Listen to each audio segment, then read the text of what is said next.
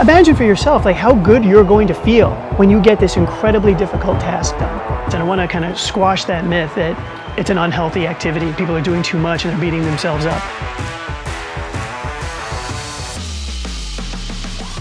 The one thing with ultramarathoners, you will find very few bullshitters. It's just you out there. So yeah, there are numerous benefits to both marathons and then ultras. Really, maybe the biggest one is a sense of accomplishment. When people are engaging in these extreme sports, it's really for their personal aspects. And I want to kind of squash that myth that it's an unhealthy activity, people are doing too much and they're beating themselves up.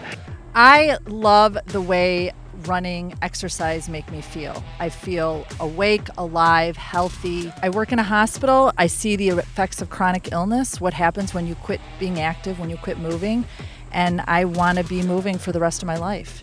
You know, what is the essence of the chiropractic's role with extreme athletes? I mean, what does the extreme athlete need from a chiropractor? I mean, a lot of these athletes go to chiropractors, but why is that?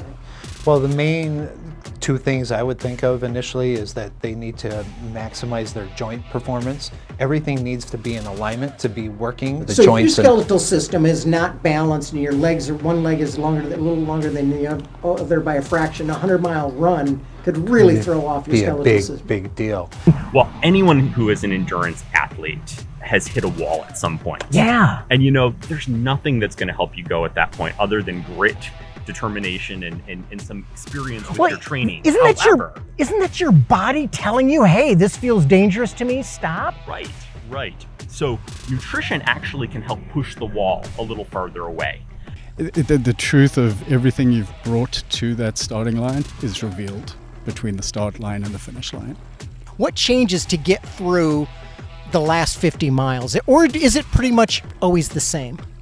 I think as I get older, there's a whole different level of authenticity. You really get to know yourself. You get to meet yourself. You get to see your limitations, and then you get to stroll past them. As far as the health benefits, like the biggest one is a sense of accomplishment. I mean, imagine for yourself like how good you're going to feel when you get this incredibly difficult task done. So there's this self-actualization, this idea of becoming your best self when you're able to compete marathons and ultra marathons and extreme sports of that nature. There's also the idea of building life skills. Like when you have to dedicate yourself to the training, the discipline, overcoming the obstacles, focus, these are skills that'll apply to life. And so participation in these sports really have a tremendous amount of benefits in these ways to help people really feel like their best selves.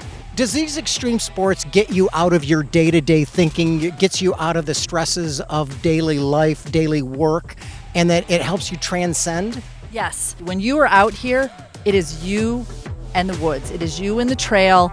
You can block out the world. It's almost a little bit like what I imagine meditation is like. You're in the moment, you're in yourself, you're completely in tune with yourself, but at the same time, you can block out the rest of the day-to-day.